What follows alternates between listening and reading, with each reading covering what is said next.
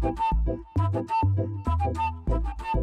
friendo, Steve here. And Larson. Welcome back to Going In Raw, the only pro wrestling podcast you need to be listening to right here, youtube.com/Steven Larson. And of course, it's Matt Chat.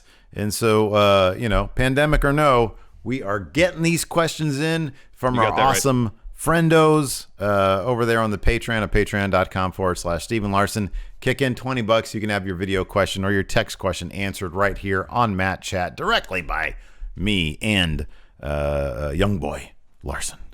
Oh, yeah, did I say young boy at the head? I don't think I did. No, young boy Larson here. There you go. All right. So I have not even looked at these questions. All right. Well, while you do that, I will say today at 1 p.m. Pacific, 4 p.m. Eastern, I will be appearing on Part FUNHOUSE Quizlemania. It's an honor to be on the show. I'm trying to bone up on my wrestling trivia between now and then, and in an effort to hopefully not embarrass myself. I want to do well, because if I do, I lose the young boy moniker and I gain Big Red. Yes. And that's all good stuff for old Larson. So check it out. It should be fun nonetheless. Yeah, that's good stuff, man. You get your title, and if you win all that stuff. So I'm rooting for you. I want you to look, man. Last time I was on Wrestle Talk, lots of subs. Did well for us. You win this thing, lots Hopefully. of subs. Yeah. Hopefully. Anyways, let's take a look at our first question here. This is a great question here from Jacksonville's number one, Guion Halili. Let's see what he has to say. What's up, friendos? This is Jacksonville's number one Matt Chatter, Guion Halili. Back with another Matt Chat question. It's lunchtime here at work. That's right. They're still having me coming to work. But I'm thankful because of everyone else's situations. Anyways, my question for this week is, we have WrestleMania out the way, and it was very enjoyable. Firefly Funhouse match was the best thing ever. So, plain and simple, what's next? Where does WWE go from here? With the results of Mania, people who won, the outcomes and everything, what's next? Yeah, let me know. Too sweet. Too good. Later, guys. Thank you, Guion. Thank you, Guion. So, Steve, what's next for the WWE? Why don't you take this one? You wrote down a pretty extensive answer here, and then I'll fill in any gaps. It seems like, if reports be believed, they're going to do a group of tapings, 3 weeks worth, perhaps. Maybe enough to lead up to, it could be enough to lead up to Money in the Bank, should it happen. And that might be where they're going in the near future for the interim between now and whenever they can start running arena shows again. And if that's the case, maybe they'll start focusing on shorter story arcs where, they have their round of tapings. They try to tell stories that are, for the most part, confined, that could be told in 3 weeks time, in case at the end of those 3 weeks they have to have some sort of shutdown or suspension of production. Then you don't have storylines unresolved. Yeah. I guess from a viewing experience, from a fan experience, that might be preferable, especially if it is an extended and open-ended hiatus they have to go on. I would think that would be preferable. I know you and I both clamor endlessly that WWE needs to indulge in more long-form storytelling. I just fear at this particular time that's not the way to go, given the circumstances. Just do 3-week stories. I don't expect anything huge to happen because of that, because these stories have to be kind of self-contained per taping, for the most part. So, I mean, we saw kind of the lead up to WrestleMania and the Raw after Mania. They'll give you wrestling. They'll give you some stories, but don't expect anything massive to happen. Don't expect anything that's going to, shake the very foundation of WWE in terms of the storytelling aspect of things. You're going to get wrestling on TV. Maybe they'll take an approach similar to what we saw on Raw this week, where they had several matches, eat up good chunks of time, and let some of the immensely talented men and women on the roster tell stories how they best know how. Let them not be so micromanaged. I mean, I feel like the Aleister Black Apollo Crews match on Raw. I mean, I could be completely wrong. I felt like that was something they would have done in the independent ranks. Mm-hmm. Yeah. And just let them go out and wrestle. Self-contained stories. I think that's the way to go. Yeah, I agree with everything you said. I do think that they just, by virtue of necessity, they're taking this week to week. I would assume, yeah, taping to taping. I'm not sure. Yeah, I mean, I agree. I don't think we're going to see any big changes. I think that they understand that SummerSlam is probably going to be the next time we see big payoffs. And so I think that the Raw on Monday night also gave us an indication as to maybe what we can expect from, on Raw anyways, Drew McIntyre. Big Show came out and challenged him, and I thought they had a pretty fun match. And I think that it's going to be more along the lines of, instead of a next big opponent, it's going to be a series of challenges, thrown at him. They are going to have to restructure how they tell their stories to be in bite sizes, if you will. If that's, I imagine Drew's first slew of dudes coming after him are going to be, big heels. Like Bob Lashley probably stands out as somebody who, maybe once him and Lana are sort of done with their thing and he's dumped her, he'll, say, hey, I'm refocusing my efforts, give him like a jobber, a match, and then, fast track him straight to Drew the following week after he's confronted. You have Drew, beat him in a really, really good match, and there's your 3 weeks. So I think that there's any number of ways they can do it, but I'll be honest, it's all gonna feel pretty underwhelming, like it kind of has anyways, unless they find a way to get into a real groove with this form of storytelling. Mm-hmm. One thing I would really love for them to do is take it outside. Let the wrestlers tell their, we saw this with Kevin Owens, and he said his wife, did this promo. She had a new camera.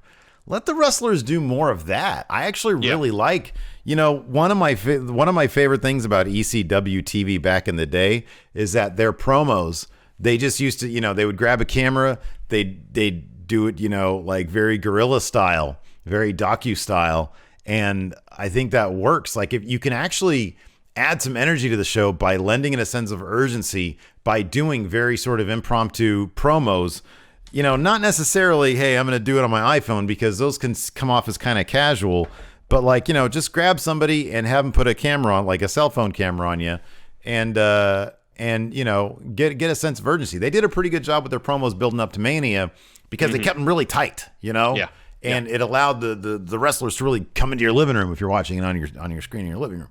And so I do think there are some things that they can do to sort of strip away some of the BS and just get to the heart of the matter. And I think that's an example of one. And then I don't know, man. I kind of feel like they need to light the Performance Center, if that's where it's going to be. If that's where it's going to be, light it a little bit different. Like, for some of these matches, just put like one spotlight over them. Yeah, I know. And so you get rid of a lot of the BS that just shows that nobody's there. I think you can add some drama just by virtue of some dramatic lighting. But yeah, I mean, that's where we're going. That's what's going to be next. It doesn't seem like they're going to take a hiatus. I do wonder if they're lining up some contingency plans if the Performance Center is not going to be available. Yeah. If there are some states, some venues, or some places they have lined up where they can film. Because it kind of seems, I get the feeling that at this point, it's kind of just like, well, we'll see what we can do week to week. But they're mass shooting content, so it'll be good for another 3 weeks or maybe a month. Yeah. So yeah, that's where we're headed to, and they'll see if they can patch it together. We might get some episodes that are heavy on vintage stuff. If we're leading the Money in the Bank, it wouldn't surprise me if they gave us maybe the first Money in the Bank, although they'll have to CG out Jericho. You can't really do the second or third because CM Punk are in those. Yeah, and then like one of the last ones where Dean won. Yeah, can't really do that either. So maybe they won't. I don't know. There's plenty of them. They could show at least one. Show the one Edge one. Oh, that's one Jericho's on. Never mind. Next, got a question from Doc Hensler.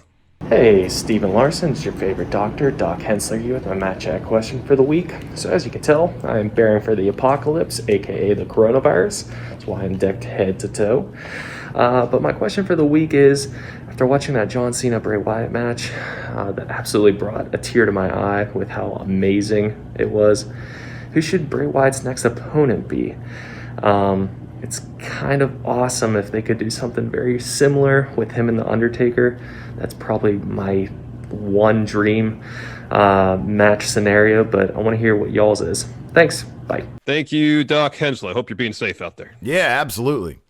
So go ahead. We'll switch things up. You go first this time. Okay, cool. So assuming he can get back to filming stuff, I think it should be Roman. I think if Roman's going to take on Braun at SummerSlam, I think it'd be a really fun thing to have. Bray's next opponent, man. What's that? Bray's next opponent. Yeah, I know. I said assuming okay. Roman's going to take on Braun at SummerSlam. Oh, sorry. Okay. Then I think that Bray's next opponent should be Roman. Roman would have to get through Bray in order to get to Braun. And yeah, it would necessitate Roman winning perhaps a Firefly Funhouse style match. But I think it'd be I think that's one match that could be kind of interesting because there hasn't been a lot of change in Roman's character. And so that might be just his inherent Romanness might be the weakness for The Fiend. I mean, the win against Cena was such a huge thing. It was such a massive thing. I think The Fiend getting thwarted in his own match by somebody like Roman Reigns, who's hard to figure out. And maybe that can be the thing, is like Roman Reigns is just hard to figure out. Vince has been trying to figure him out for a long time. Maybe this is something that The Fiend can't figure out. And Roman just sort of wins by virtue of being Roman. And I'm sure there's a very creative way they can go about that. And they can go about it and still make The Fiend look strong and give us another awesome Firefly Funhouse match.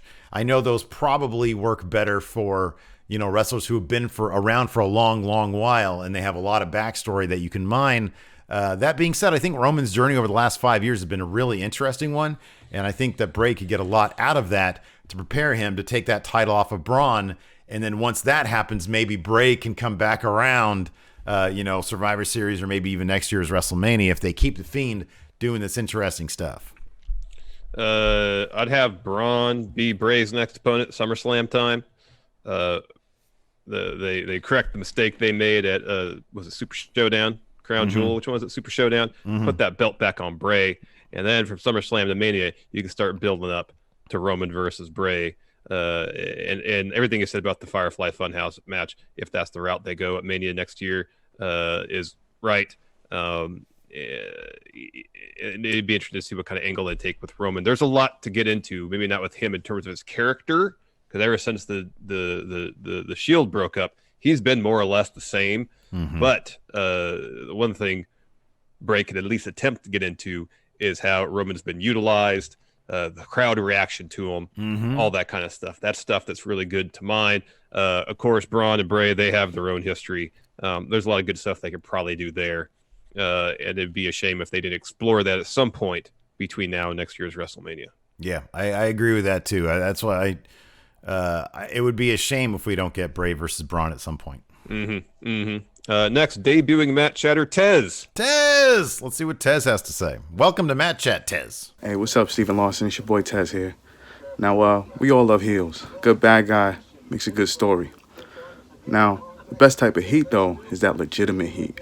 But with today's society, it's a little bit PC. Do you think that it's still possible in today's society, with all the lines you gotta tread, to really get that legitimate heel heat? Thank you, Tez. Thank you, Tez, and welcome once again to Matt Chat. Yes, Larson, go ahead. Welcome. It's tough to get that legit heel heat. You say you got someone like MJF, who in pretty much any other era would be incredible, believable, universally hated heel. The issue is with him is that he's so dang good at what he does is that people appreciate the work. So yes, he can still at moments still get heel heat in the classic sense. The issue is that people watch him as like, gosh, this guy is good. He's such a good talker. Yeah. He's so good at doing his job. I can't help but appreciate how good he is at what he does. The inverse of that is you got someone like Baron Corbin, who the crowd boos him, but it's not because it's the sense where they want to see the face beat him up, although that can be the case sometimes. It's an issue where he is so annoying at points, he takes away from the show. He shouldn't be a focal point of any show. And then it's essentially go away heat. People just don't want to see him at points.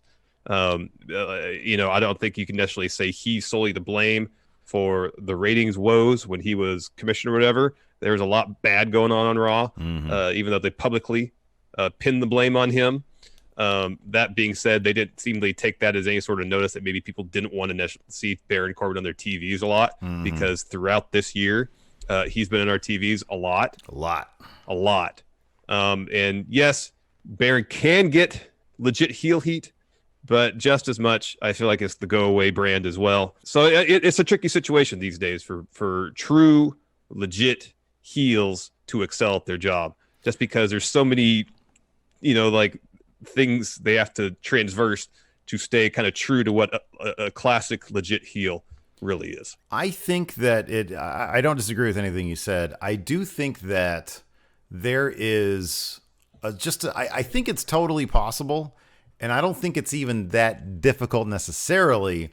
What I think is there is a smaller window where you have that, and that leads to feuds like, for example, Gargano versus Ciampa. When Ciampa turned on Gargano, for a spell, his theme music was Chorus of Booze. Yeah, that was great. The problem with that was they had to switch him to real music, because those Chorus of Booze were started to become just people who actually kind of just appreciated Ciampa's work. Exactly. People were appreciating his work. Same with Cody. Cody at one point was probably the hottest heel in wrestling, and people realized, oh, he's really good. Yeah. I'm going to start cheering Cody because he's so dang good. The only legitimate but the thing about Cody also, he was getting that heat, but then when AEW happened, he had no choice. I know. I know. Like, we love this guy because of what he's giving us. Face, yeah. But I don't know if anybody started, like, we were both really into Cody. I'm not sure how many other people were, though. The pivot point really might have been All In. Yeah. Before that, he was totally heel. That feud with Kenny, heel, and they kind of patched things up after their match at the Cow Palace. His match versus Aldis at All In, no mistaking who the face in that match was. It was Cody. Yeah. Now, so here's the thing, though.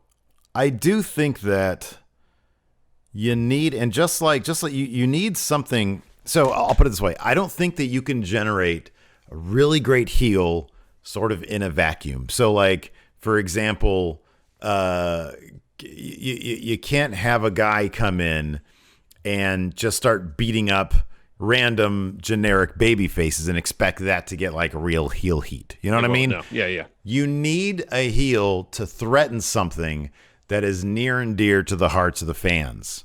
That is long established. So, for example, that's why Randy Orton's done such a good job with Edge, right? That's why Cody, he was basically threatening the fabric of Bullet Club, which was so near and dear, and the Elite.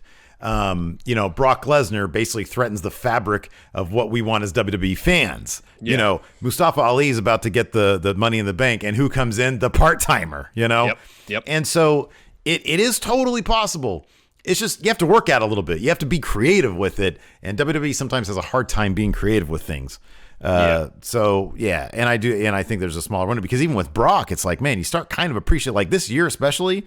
I've been on a massive appreciate Brock kick, because man, I mean, going back even to like his match with Daniel Bryan, when you start to piece together, I mean, it doesn't help when Drew McIntyre says things like, man, this guy is doing everything to make me look great. Yep. It's like, you start hearing this stuff. You hear CM Punk call Brock Lesnar a real sweetheart. And it's like, man. And then you see him with like little kids, and he's being like Mr. Make-A-Wish guy, or he's coaching like special needs kids or something like that. And it's like, man, it's like, oh crap, now I'm starting to really appreciate the guy. It's like Brock Lesnar is a real human being after all. Yeah, exactly.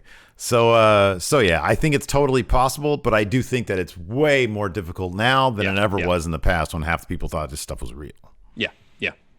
Next, I have a question from Matt Field. Take it away, Matt Field. Hello, Stephen Larson, the British barman, Matt Field. Don't worry, I'm not being irresponsible. I'm just doing my one bit of daily exercise before heading back to the house. My match chat question today is, now that WrestleMania is over and done with, and there's rumours of them taking a break, do you think they will use this to kind of sit back and rethink their creative strategy in the company in terms of how they push people and what people need to do to get their pushes. I'd love to hear your thoughts. Hope you're staying safe. Enjoy. Thank you, Matt Field. Steve, go ahead. I'll be the optimistic one on this. I'm not going to necessarily, I don't think that Vince is going to reevaluate how he views wrestling storylines. I think that if anything, he might come back to the idea that the pre-film stuff, we've seen that work.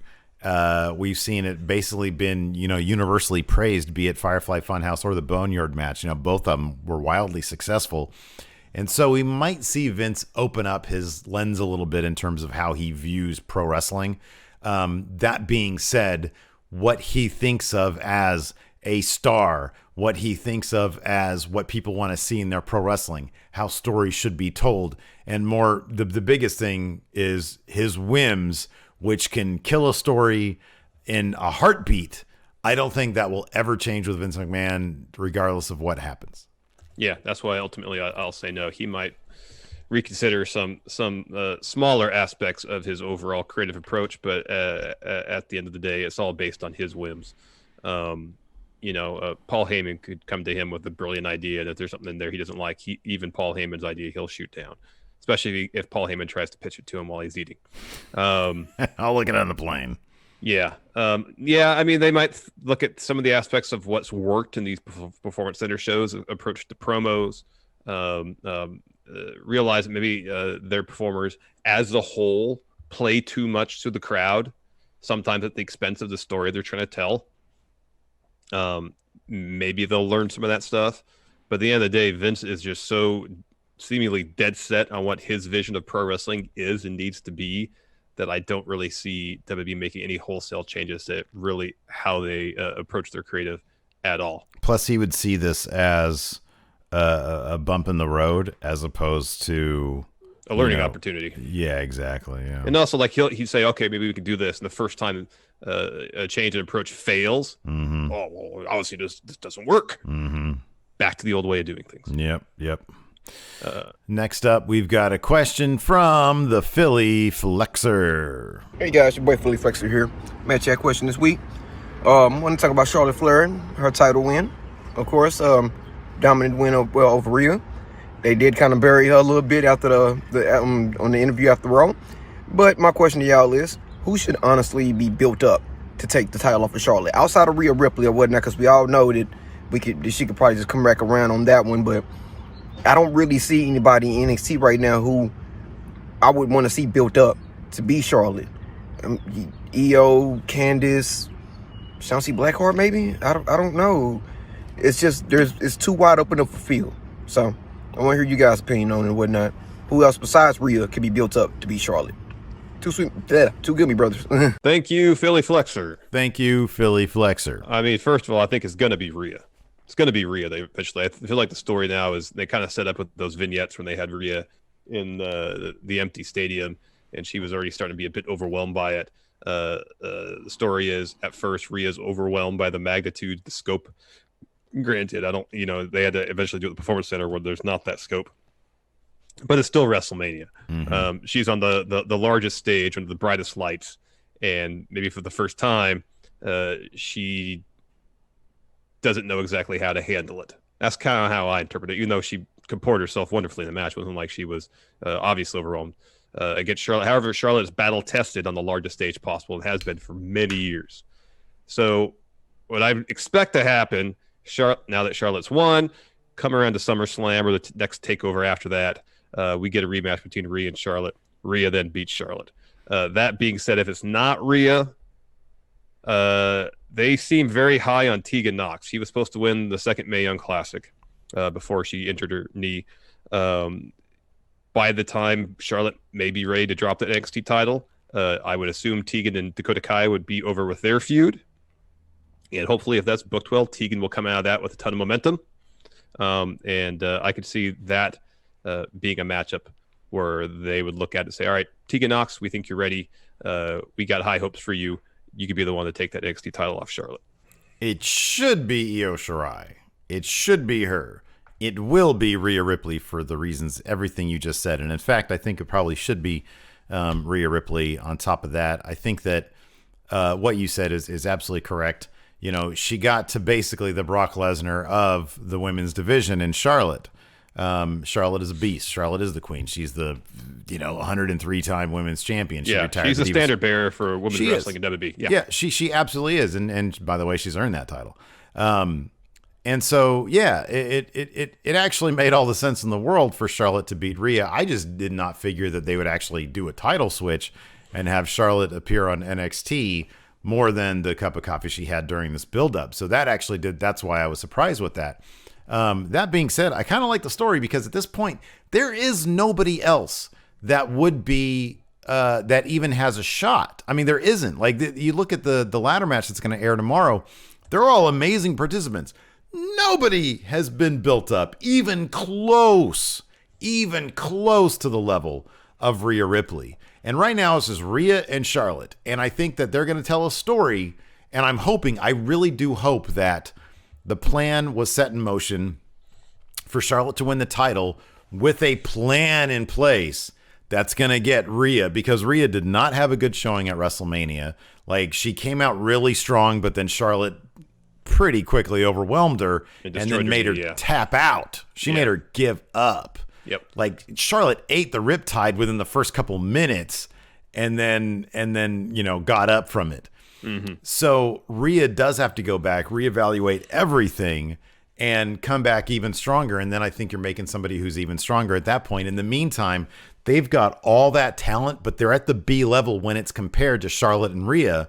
Somebody has to come through. Either it's Io, Candice, or like you said, Tegan Knox, who they do seem very high on.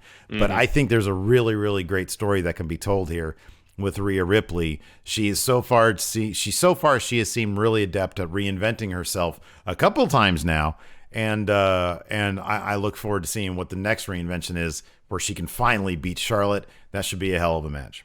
Yeah. Next, we got a question from Cult of False Realities. Take it away, Cult of False Realities. What's up, Stephen Larson, all the friendos out there? Cult of False Realities back with another Matt Chat question. Now, I'm sorry about the last question. It was a little bit out of date. I did it before the whole Roni thing, but my question this week, as much as I really don't want to help WWE, but it is, with the whole drama with CM Punk and WWE, should they try to make a WWE version of CM Punk, or basically make Seth Rollins their version of CM Punk? Make it a little bit more edgy, have him have that attitude like CM Punk had, the anarchist rage against the machine type of thing, but they could be able to control it. What do you guys think? Too sweet, too good, shoulder lean? Actually, no shoulder lean, no touching whatsoever because of this.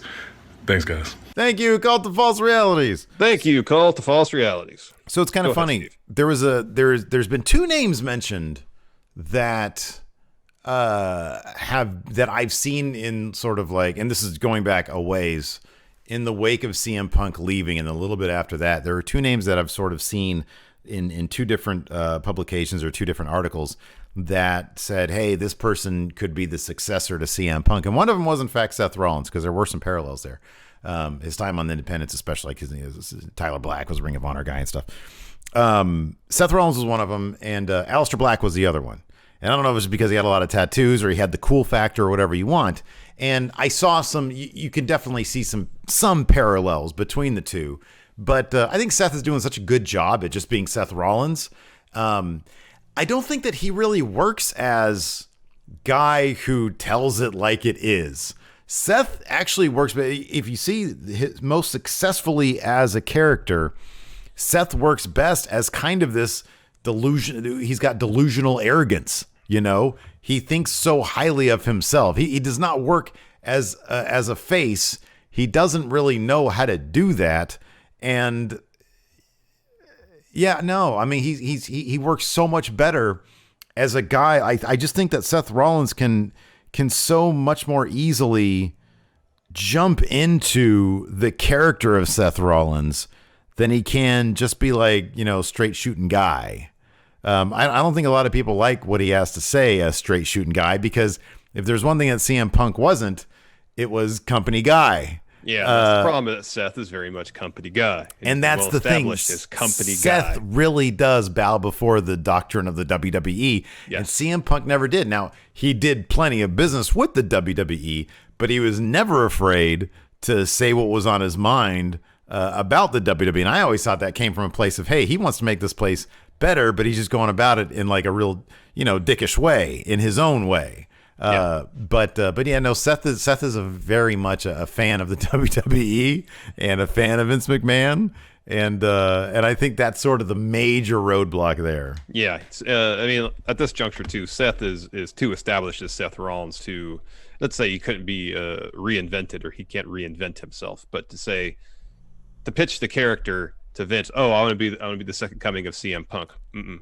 As you said about Seth, it doesn't seem right now to fit his skill set, and more so, he's too established as company guy that if he comes out and is bucking authority, telling McMahon's to shove it, it's just not going to come off as legit after he's on Twitter harassing or getting on people about wondering about the process or maybe being critical of WWE.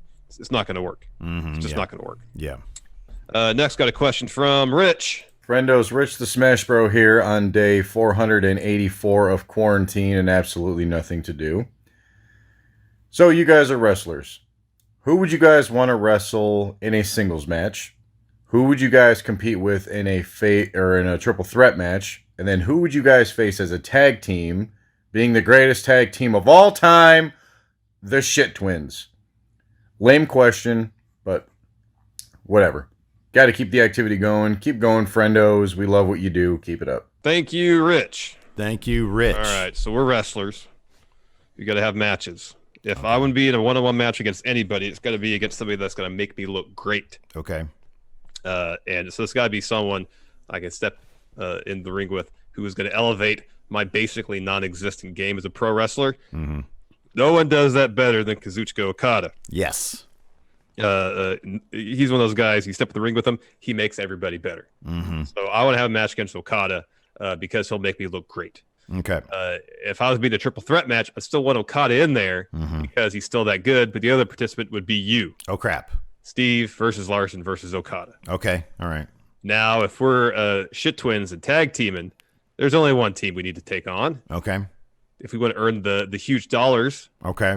To get some notoriety for ourselves. Shoot, Rich. Of course, I'm talking about Matt Jackson, Nick Jackson, the Young Bucks. Okay. All right. Fair enough.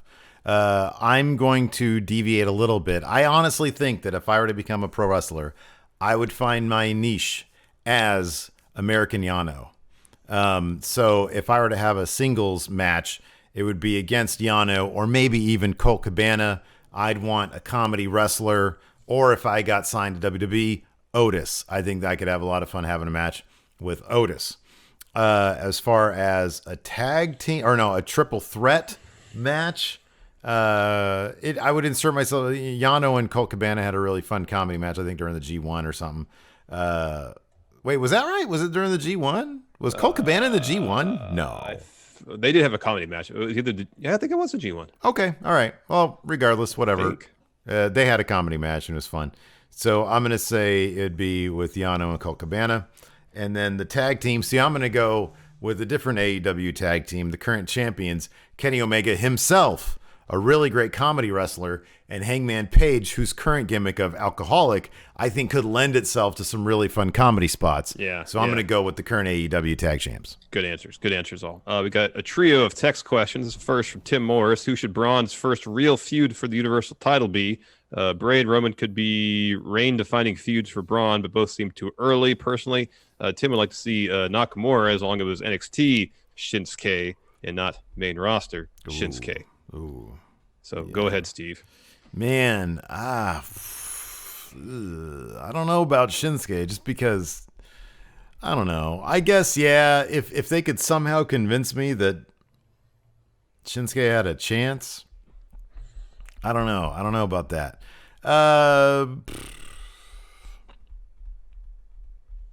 You know what the answer is, Steve? Braun's first. It's Baron Corbin. Baron Corbin is going to be his first. Oh, who it's going to be. Yeah, it's going to be Baron Corbin. Yeah, that makes sense. That makes sense. Could be Sami Zayn, maybe. Well, he's still in the thing with Daniel Bryan. Who else? Who else is a big heel on SmackDown? I mean, not really anybody else. That's why I figure it's got to be Baron. Big Show. Yeah, I guess he could show up. Well, yeah, it's gonna be Baron Corbin. Yeah. Yeah, probably. But who should it be, though? What would you say for who should it be?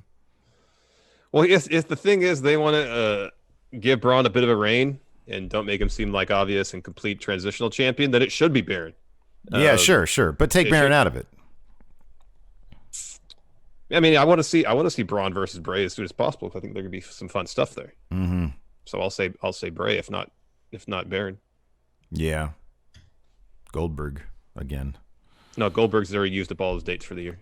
Dwayne Huff has a text question also. He says, should they shoot more matches like Funhouse or Boneyard? They were the best matches this weekend. Yes, I do think they should do more matches like absolutely. that. I mean, I can't do it. Sorry, go ahead. No, I hope that they've learned that they can and be successful at it. I know, but I don't want them to do it too much where it gets to the point where it's like, then they seem less special. You know what I mean? You have like lower mid card Boneyard matches, or you have like jobber squash matches, but they're pre-filmed. I don't know, man. I'd kind of dig that. You just like the entrance is like some dude's in his apartment in Orlando. And he's like, oh, man, I got to go over to there. And he like goes, and it's just like the most normal guy. Well, then, like someone knocks on the door and it's Bray, let me in. And they have the match. Yeah, exactly. One last text question here from Luisa Reza. What are some of the best matches to happen on B-level pay-per-views? Oh, man, he actually mentions the one that I thought was the best. Sami Zayn versus Kevin Owens at Battleground 2015. That was like the WrestleMania match, dude. That was really good. That was really good. This is what I got. I got 3. Number 1. Shawn Michaels versus Mankind in Your House, Mind Games. Mind Games, yeah. That's a great match. If Classic. you haven't seen it, it's fantastic. Classic. Triple H versus Dean Ambrose at Roadblock. Oh, that was a really good match. 32. Yeah. And then Undertaker against Shawn Michaels at Bad Blood, Hell in a Cell, the very first one. What was the match where Kevin Owens beat John Cena for the U.S. title? That was... He didn't beat him for the U.S. title. The title wasn't on the line, but he did beat him. Oh, really? That first match where he... Yeah. The U.S. title wasn't on the line. Oh, okay. That was a really good match. His in-ring debut on Sunday night. Oh, Elimination Chamber. Okay. Yeah. You're right. Okay. Yeah. So I would give it to that because that was shocking. A great match. And I consider Elimination Chamber a B-level pay-per-view. Definitely is. Mm-hmm. Definitely is. Anyways, that's it for Matt Chat. Hey, if you want your question answered right here on the show, you can do that. Go to Patreon, patreon.com/Stephen Larson. It's $20 fee, the $20 reward tier. And you can send your question in. Thanks for watching, everybody. Till next time, we'll talk to you later. Goodbye.